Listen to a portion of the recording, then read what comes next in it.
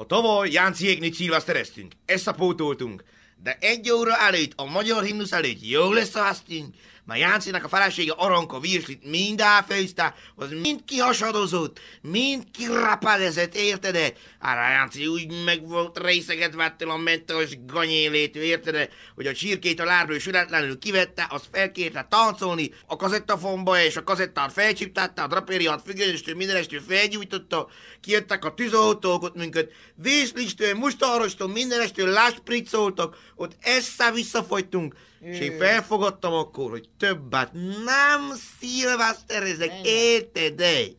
Te hol szilvesztereztél?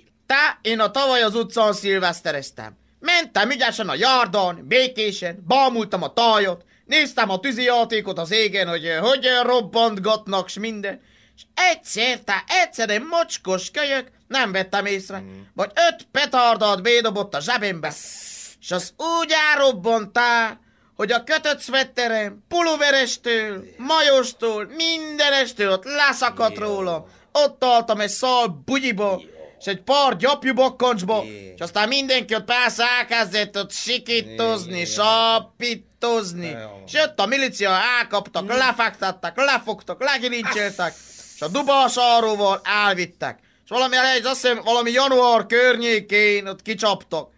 Na hát nem volt olyan jó szilveszter, mint amiről álmodoztam, de hát így jártam. De hát az idén messze valahova. Én nem hiszem, hogy megyek valahova az idén valahova, hogy mennék valahova. Már ha nem kapok egy nyugodt helyet, kötözöm oda magamot a kaloriferhez, és nézem egész éjjel Stella Popescu-s Arsinet, érted? Nem, te mész valahova.